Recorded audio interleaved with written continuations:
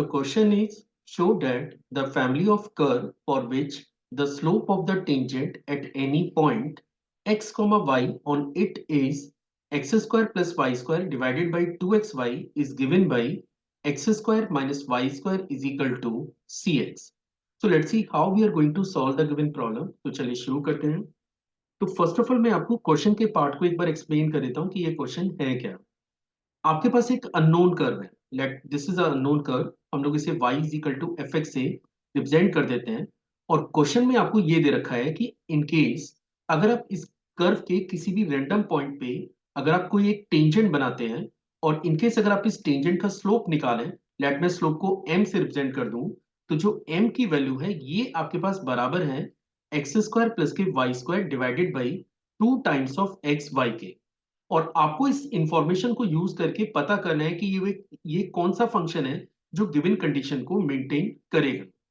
अब सबसे पहले आपको ये पता होना चाहिए कि अगर आप किसी भी कर्व के किसी भी रैंडम पॉइंट पे टेंजेंट बनाते हैं तो कैलकुलस को यूज करके टेंजेंट का स्लोप कैसे निकाला जाता है. M is basically the slope of the tangent. तो अगर मेरे पास यहाँ पे कोई एक पॉइंट P है, let the location is on x comma y, और अगर मुझे P लोकेशन पे टेंजेंट का स्लोप रिक्वायर्ड है तो ये बराबर होता है that is dy over dx. m is equal to dy over dx at the location x comma y. मतलब आप उस फंक्शन को डिफरेंशिएट करिए और फिर उसमें ये कोऑर्डिनेट सबमिट कर दीजिए तो आपको टेंजेंट का स्लोप मिल जाएगा. मींस क्वेश्चन में जो इंफॉर्मेशन आपको दे रखी है उसके हिसाब से dy ओवर dx आपके पास बराबर है एक्स स्क्वायर प्लस के वाई स्क्वायर अपॉन 2xy के. तो ये वो इंफॉर्मेशन है जो मुझे निकालनी थी वाइल यूजिंग दिस कंडीशन जो क्वेश्चन में प्रोवाइडेड है. आपको बोला हुआ था कि एक कर्व है, कर्व के किसी भी रैंडम पॉइंट पे जब आप टेंजेंट बनाते हैं तो जो टेंजेंट का स्लोप है वो इस क्वांटिटी के बराबर है. तो dy dx is basically the slope of the tangent at any point. और ये क्वेश्चन में प्रोवाइडेड है which is x square plus y square upon 2xy के. अब अगला पार्ट क्या है, मुझे आप देख सकते हैं कि यहाँ पे आपको एक डिफरेंशियल इक्वेशन का फॉर्मेशन आपने कर लिया है और इस डिफरेंशियल इक्वेशन को यूज करके मुझे पता करना है कि वो जो फैमिली या वो जो कर्व गिवन कंडीशन को फॉलो करता है वो कर्व है x square minus y square is equal to c x. तो चलिए अब ये जो गिवन डिफरेंशियल इक्वेशन है इसको हम लोग सॉल्व करना स्टार्ट करते हैं. आप देख सकते हैं कि जो डिफरेंशियल इक्वेशन आपको गिवन है that is the homogeneous differential equation. और इनकेस अगर आप होमोजेनियस डिफरेंशियल इक्वेशन को सॉल्व करने जा रहे हैं तो इसके लिए जो प्रोसेस फॉलो हम लोग करेंगे, हम लोग y को रिप्लेस करने जा रहे हैं एक another function v into X से, where v is the function of x. ठीक है.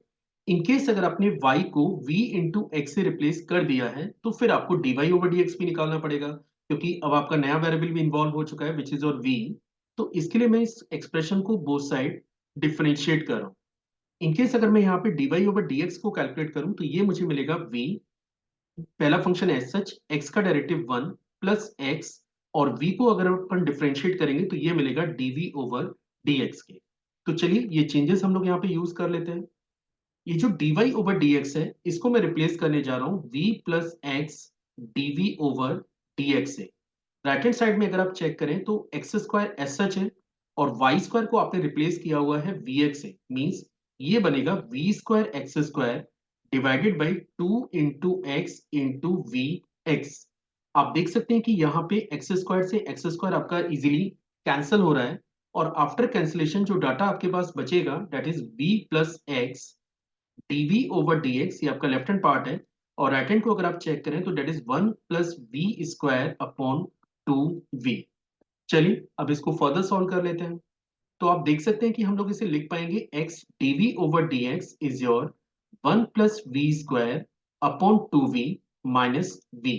या फिर ये बनेगा x dv over dx is your 1 plus v square minus 2v square divided by 2v के. और we can write it x dv over dx is your 1 minus v square upon 2v के.